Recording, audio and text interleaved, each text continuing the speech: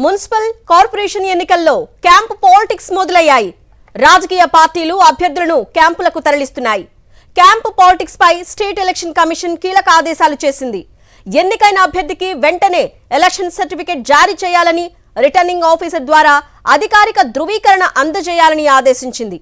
Rule 63 ప్రకారం certificate ఇవ్వడం తప్పనిసరి. సర్టిఫికెట్ అందుకున్నట్లు అభ్యర్థి సంతకం తప్పనిసరి. అయితే ఫలితాలు వెలువడక ముందే అభ్యర్థులను క్యాంపులకు తరలించాయి పార్టీలు. పోటీ చేసిన అభ్యర్థి సంతకం పెట్టకపోతే ధృవీకరణ పత్రాలు ఇచ్చేది లేదంటున్నారు ఎన్నికల అధికారులు.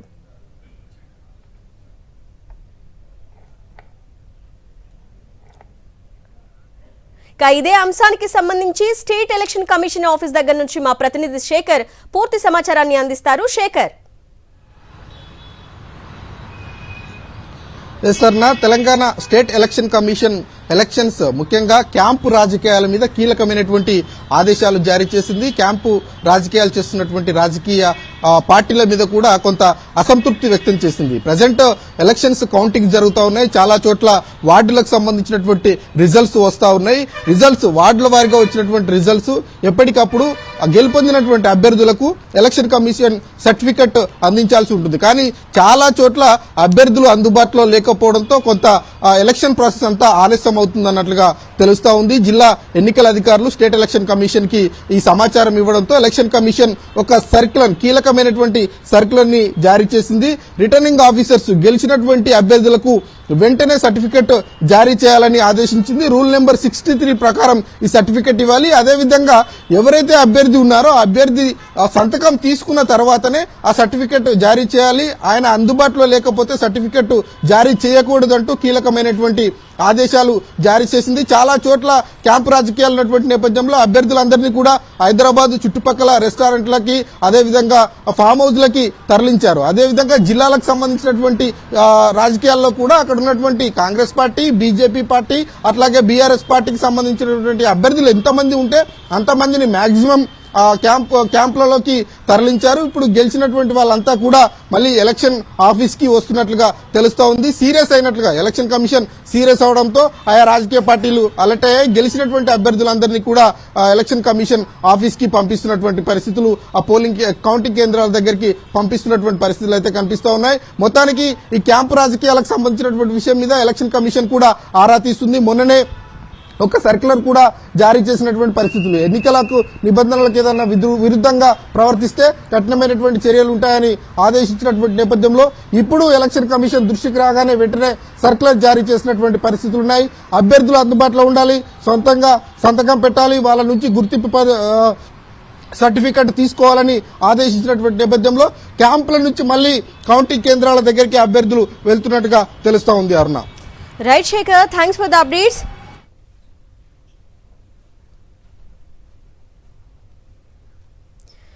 మున్సిపల్ ఎన్నికల ఫలితాలకి సంబంధించి ఉమ్మడి రంగారెడ్డి జిల్లా నుంచి మా ప్రతినిధి విక్రమ్ అప్డేట్స్ అందించడానికి రెడీగా ఉన్నారు. విక్రమ్, చెప్పండి, ప్రస్తుతం అక్కడ ఎన్నికల ఫలితాలు ఏ పార్టీకి అనుకూలంగా ఉన్నాయి? అక్కడ ఉత్కంఠ ఏ విధంగా కొనసాగుతోంది? అరుణ, మనం చూసుకోవచ్చు ఉమ్మడి రంగారెడ్డి జిల్లాలో చూసుకుంటే వికారాబాద్, షాద్నగర్ లో క్లియర్ కట్ గా కాంగ్రెస్ వైపే ఫలితాలు ఎక్కువగా మొగ్గు చూపుతున్న పరిస్థితి ఉంది. వికారాబాద్ లో స్పీకర్ కూతురు అనన్యను చైర్పర్సన్ చేయాలనుకుంటున్నారు. దానికి తగ్గట్టుగా అక్కడ ఇప్పటి వరకు చూసుకుంటే ఫలితాలన్నీ కూడా కాంగ్రెస్ వైపే ఎక్కువ వార్డులు గెలుస్తున్న పరిస్థితి ఉంది. అదేవిధంగా షాద్నగర్ లో కూడా అత్యధిక వార్డులు కూడా కాంగ్రెస్ గెలుస్తున్న పరిస్థితి ఉంది. కాంగ్రెస్ ఇప్పటి వరకు కూడా 6 వార్డులను కైవసం చేసుకున్న పరిస్థితి ఉంది. మనతో మాట్లాడడానికి షాద్నగర్ ఎమ్మెల్యే వీర్రపల్లి శంకర్ ఉన్నారు, అడిగి తెలుసుకుందాం. సార్, ఈ ట్రెండ్స్ చూస్తే ఏమనిపిస్తుంది? కొన్ని హైదరాబాద్ నగరం చుట్టూ ఉన్న దాంట్లో బీఆర్ఎస్ ఎక్కువ పోటీ చూస్తున్న పరిస్థితి ఉంది, దాన్ని ఎట్లా చూడవచ్చు?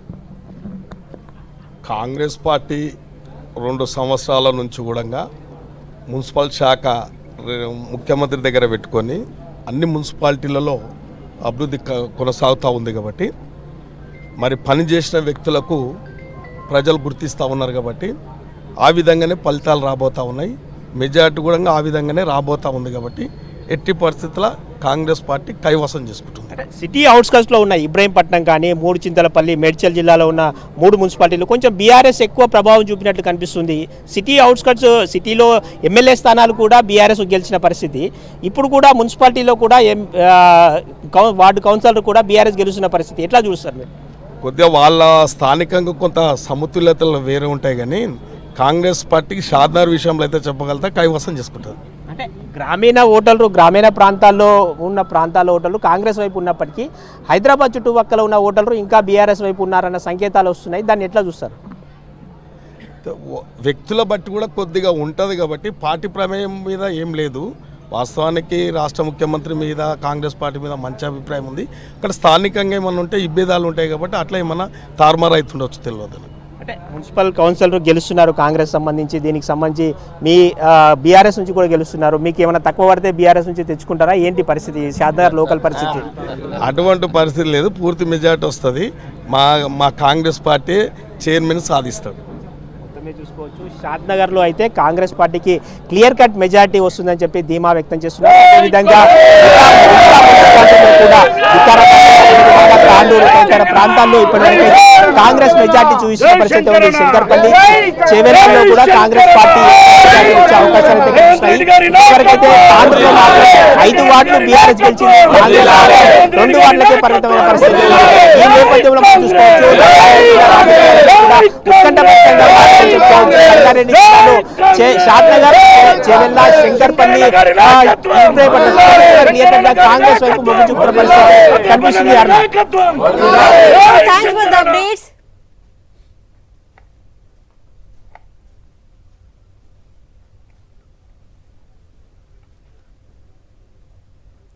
మున్సిపల్ ఎన్నికల ఫలితాలకు సంబంధించి నల్గొండ అప్డేట్స్ మా ప్రతినిధి అశోక్ అందిస్తారు. అశోక్,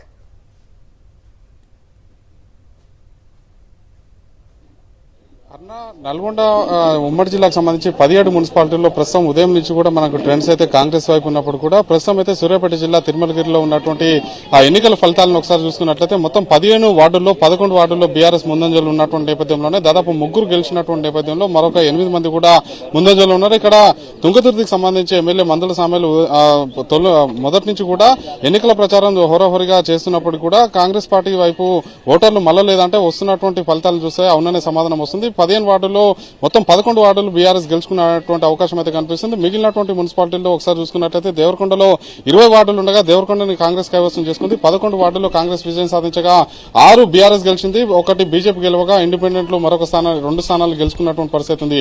ఆలియా నందికొండలో చూసుకున్నట్లయితే మొత్తం 12 చొప్పున వార్డులు ఉన్నటువంటి నేపథ్యంలోనే 11 వార్డుల చొప్పున కాంగ్రెస్ గెలుచుకుంది, ఒక్కొక్క వార్డుని బీఆర్ఎస్ గెలుచుకున్నటువంటి పరిస్థితి ఉంది. అదే సమయంలో చండూరుకు సంబంధించి చూసుకున్నట్లయితే మొత్తం 10 వార్డులు ఉండగా ఇక్కడ కూడా కాంగ్రెస్ పార్టీ మున్సిపాలిటీని కైవసం చేసుకుంది. 6 వార్డుల్లో కాంగ్రెస్ విజయం సాధించగా 3 వార్డుల్లో బీఆర్ఎస్ అభ్యర్థులు గెలిచారు, 1 వార్డులో ఇండిపెండెంట్ అభ్యర్థి గెలిచినటువంటి పరిస్థితి ఉంది. చిట్యాలలో చూసుకున్నట్లయితే చిట్యాల కాంగ్రెస్ కైవసం చేసుకున్నప్పుడు కూడా ఇక్కడ ఒక కీలకమైనటువంటి విషయం మాట్లాడుకోవాలి. మొదటి వార్డు నుంచి పోటీ చేసినటువంటి ట్రాన్స్జెండర్ సుధాకర్ 102 ఓట్ల విజయంతో తేడాతోటి విజయం సాధించినటువంటి పరిస్థితి ఉంది. ఇక్కడ మొత్తం 12 వార్డులు ఉండగా 9 వార్డుల్లో కాంగ్రెస్ గెలవగా 2 వార్డుల్లో బీఆర్ఎస్ గెలిచింది, మరొక వార్డులో ట్రాన్స్జెండర్ గెలిచినటువంటి పరిస్థితి ఉంది. అదే సమయంలో ఇటు హుజూర్ నగర్ మంత్రి ఉత్తమ్ కుమార్ రెడ్డి ప్రాతినిధ్యం వహిస్తున్నటువంటి హుజూర్ నగర్ ను కూడా కాంగ్రెస్ కైవసం చేసుకుంది. మొత్తం 28 వార్డుల్లో 1 ఏకగ్రీవం కాగా 27 వార్డుల్లో ఎన్నికలు జరిగినటువంటి నేపథ్యంలోనే 20 వార్డుల్లో కాంగ్రెస్ గెలిచింది, మరొక వైపు 3 వార్డుల్లో ఇండిపెండెంట్ విజయం సాధించినటువంటి పరిస్థితి ఉంది. నేరేడ్చర్ల మున్సిపాలిటీ కూడా హుజూర్నగర్ నియోజకవర్గ పరిధికే వస్తుంది. ఇక్కడ 9 వార్డుల్లో మొత్తం 15 వార్డులు ఉండగా 9 వార్డుల్లో కాంగ్రెస్ గెలవగా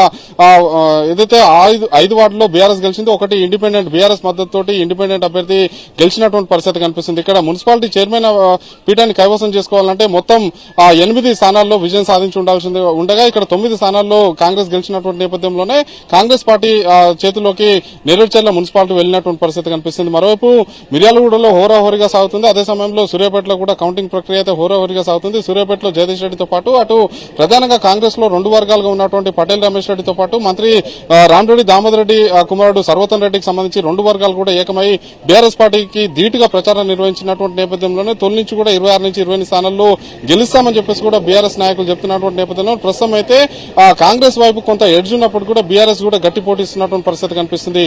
మరీ ముఖ్యంగా యాదాద్రి భువనగిరి జిల్లాలో చౌటుపల్లి మున్సిపాలిటీ గురించి మాట్లాడుకోవాలి. చూడాలి. ఇది మున్గోడు నియోజకవర్గ పరిధికి వస్తుంది. ఇక్కడ కోమటిరెడ్డి రాజగోపాల్ రెడ్డి దాదాపు అన్ని వార్డుల్లో రోడ్ షో నిర్వహించినప్పుడు కూడా 3 ప్రధాన పార్టీలు కూడా హోరాహోరీగా ఏదైతే ప్రస్తుతానికి వచ్చినటువంటి 6 వార్డులకు సంబంధించి ఫలితాలు వచ్చినటువంటి నేపథ్యంలోనే బీఆర్ఎస్ 2, కాంగ్రెస్ 2, బీజేపీ కూడా ఇక్కడ గట్టి పోటీ ఇస్తున్నటువంటి పరిస్థితి ఉంది. బీజేపీ కూడా 2 వార్డుల్లో విజయం సాధించినటువంటి పరిస్థితి ఉంది. 2వ వార్డు నుంచి గెలిచినటువంటి అభ్యర్థి 4 ఓట్ల తేడాతోటి గెలిచినటువంటి నేపథ్యంలోనే కాంగ్రెస్ పార్టీ ఆబ్జెక్షన్ చెప్తూ కూడా రీకౌంటింగ్ కు కోరినటువంటి నేపథ్యంలోనే ఇక్కడ రీకౌంటింగ్ కూడా జరిగేటువంటి అవకాశం అయితే కనిపిస్తుంది. భూదాన్ పోచంపల్లి భువనగిరి నియోజకవర్గ పరిధిలో ఉంటుంది. ఇక్కడ 13 వార్డుల్లో కాంగ్రెస్ ప్రస్తుతం అయితే 5 స్థానాల్లో ముందంజలో ఉన్నట్టు కూడా మనకైతే సమాచారం అందుతుంది. ప్రధానంగా భువనగిరి మున్సిపాలిటీ గురించి మాట్లాడుకోవాలి. ఎందుకంటే ఇక్కడ మొత్తం 35 వార్డులు ఉన్నటువంటి నేపథ్యంలోనే భువనగిరి పట్టణంలో బీజేపీ కొంత పటిష్టంగా ఉంటున్నటువంటి నేపథ్యంలోనే ప్రస్తుతానికి వచ్చినటువంటి ఫలితాలను బట్టి చూస్తే కాంగ్రెస్ 5 స్థానాల్లో గెలిచింది. అదే సమయంలో బీఆర్ఎస్ 2 వార్డుల్లో, బీజేపీ 1 వార్డులో విజయం సాధించినటువంటి పరిస్థితి కనిపిస్తుంది. మోత్కూరు కూడా మొత్తం 12 వార్డులు ఉన్నటువంటి నేపథ్యంలోనే 5 అయితే ప్రస్తుతం అయితే ఫలితాలు కాంగ్రెస్ వైపు ఉన్నాయి. అదే సమయంలో 3 వార్డుల్లో బీఆర్ఎస్ కూడా గెలిచినటువంటి నేపథ్యంలోనే ఇక్కడ ఫలితాలు ఏ విధంగా ఉండబోతున్నాయి అనేది కూడా కొంత ఆసక్తిగా మారినటువంటి పరిస్థితి కనిపిస్తుంది. ప్రస్తుతం అయితే కోదాడతో పాటు కోదాడ కూడా దాదాపు కాంగ్రెస్ పార్టీ 25 స్థానాలకు పైన గెలిచేటువంటి అవకాశం కనిపిస్తుంది. ప్రస్తుతం వచ్చినటువంటి ఫలితాలను చూస్తే 8 వార్డుల్లో కాంగ్రెస్ అభ్యర్థులు విజయం సాధించినటువంటి పరిస్థితి ఉంది. కేవలం 2 వార్డుల్లో మాత్రం బీజేపీకి బీఆర్ఎస్ సంబంధించినటువంటి అభ్యర్థులు ముందంజలో ఉన్నటువంటి పరిస్థితి ఉంది. ప్రధానంగా నల్గొండ జిల్లాకు సంబంధించి నల్గొండ మున్సిపల్ కార్పొరేషన్ సంబంధించి ఇప్పటి వరకు పోస్టల్ బ్యాలెట్లు ఎన్ని పోల్ అయ్యాయి అనేది మాత్రం అసలు సాధారణ ఓట్ల లెక్కింపు జరుగుతుందని చెప్పేసి అధికారులు చెప్తున్నప్పటికీ పోస్టల్ బ్యాలెట్ల ఓట్లకు సంబంధించినటువంటి వివరాలు బయటకు రానటువంటి నేపథ్యంలో నల్గొండ డివిజన్ లో ఎవరు విజయం సాధించబోతున్నారు అనేది కూడా తేలాల్సినటువంటి అవసరం అవుతుంది. మనకు అందుతున్నటువంటి సమాచారం ప్రకారం అయితే మొత్తం 11 డివిజన్లలో కాంగ్రెస్ అభ్యర్థులు ముందంజలో ఉన్నట్టు తెలుస్తుంది. 3 డివిజన్లలో బీజేపీ అభ్యర్థులు, 2 డివిజన్లో బీఆర్ఎస్ అభ్యర్థులు ముందంజలో ఉన్నట్టు తెలుస్తుంది. మొత్తం 48 డివిజన్లలో కార్పొరేషన్ ని కైవసం చేసుకోవాలంటే 25 స్థానాల్లో విజయం సాధించినటువంటి నేపథ్యంలో ప్రస్తుతం అయితే 11 డివిజన్లో కాంగ్రెస్ ముందంజలో ఉన్నటువంటి నేపథ్యంలోనే ఏం జరగబోతుంది అనేది కూడా చూడాల్సినటువంటి అవసరం అయితే కనిపిస్తుంది. Okay Ashok, thank you.